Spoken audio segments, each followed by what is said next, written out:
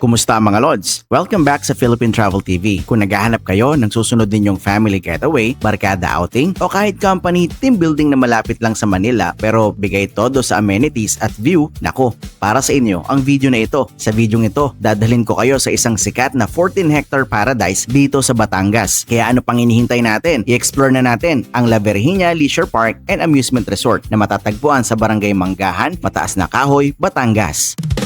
Halina't hawakan ang aking kamay, samahan niyo ako sa masayang paglalakbay. Pagtapak mo pa lang dito, sasalubungin ka na ng isang majestic and incomparable view ng Taal Lake. Ang sarap sa mata, ang lamig sa pakiramdam at ang pinakamaganda, napakaraming pwedeng gawin dito para sa buong pamilya. Kung mahilig kayong magtampisaw, hindi kayo mauubusan dahil meron silang 6 na outdoor pools. Nandiyan ang tanyag na Infinity Pool, Frog Pool, Cabana Pool, Dolphin Pool, Piscina Pool at ang exclusive Pagoda Pool. Tanging lugar na dapat ipagmalaki sa mundo.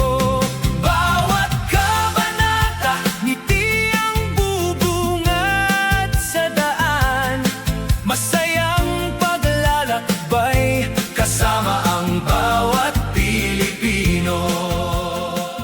At para sa mga mahilig sa adventure at magagandang litrato, meron silang sightseeing and trail trekking sa buong 14-hectare vicinity. Pwede mo akyatin ang kanilang 4 na palapag na treehouse, maglakad sa hanging bridge at bisitahin ang kanilang Ifugao Village. Huwag nyo rin kalimutang ihanda ang inyong mga camera dahil nagkalat ang mga fun-themed statues na perfect para sa inyong Instagram at TikTok feeds. May kiddie playground para sa mga chikiting at isang PBA-size basketball court para sa mga gustong mag-sports. Meron din silang sariling chapel para sa mga gustong magnilay-nilay. Pagdating naman sa tulugan at pahingahan, sagot kayo ng La Virginia. Nag-aalok sila ng uniquely themed day tour cottages, pati na rin ang mga hotels and family rooms. Alam nyo rin ba na kaya nito mag-accommodate ng 300 to 500 na katao para sa overnight stay? At kung day tour naman, kayang-kaya ang 5,000 katao hanggang 10,000 katao lang naman. Kaya perfect na perfect ito para sa mga malalaking okasyon. Alam nyo ba na meron din silang event halls tulad ng function hall, convention hall,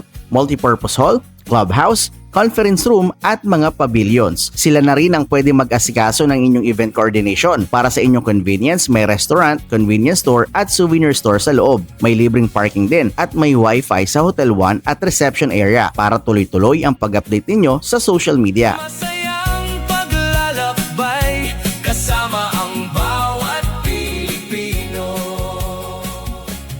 At ngayon naman, pag-usapan naman natin ang pinaka-importanting detalye, ang budget at schedule. Narito ang mabilisang guide para sa inyong pagbisita. Para sa day tour, 8 AM to 6 PM. At ang overnight check-in time is 2 PM at ang check-out ay 12 noon kinabukasan. Para naman sa entrance, 250 pesos lang para sa adults, 150 pesos para sa kids, at libre naman ang 3 years old and below. Pagdating naman sa accommodation rates, naglalaro ito mula 1,500 pesos hanggang 8,000 pesos. Para naman sa overnight stay, mula 2,000 hanggang 21,500. Depende sa laki ng pamilya o grupo. Friendly reminder lang mga Lods, bagamat tumatanggap sila ng walk-ins, highly recommended pa rin at a must ang pag-book ng inyong reservation ng maaga para masigurong may slot pa kayo. Matatanging lugar na dapat ipagmalaki sa mundo. Kaya ano pang hinihintay ninyo? Mag-book na kayo mga Lods. Ilalagay ko na lang sa comment section ang kanilang contact details. Kung nagustuhan ninyo ang video na ito, huwag kalimutang i-like, i-share at mag-subscribe sa Philippine Travel TV at i-comment ninyo ang gusto ninyong isama rito. So paano mga Lods? Hanggang sa susunod nating adventure. Ako po si Rafi Rodriguez para sa Philippine Travel TV. Ang buhay ay isang malaking paglalakbay kaya huwag tayong matakot na harapin ang panibagong adventure sa ating buhay dahil kasama natin ang Panginoon. Dahil God is within you. Maraming salamat! Sa masaya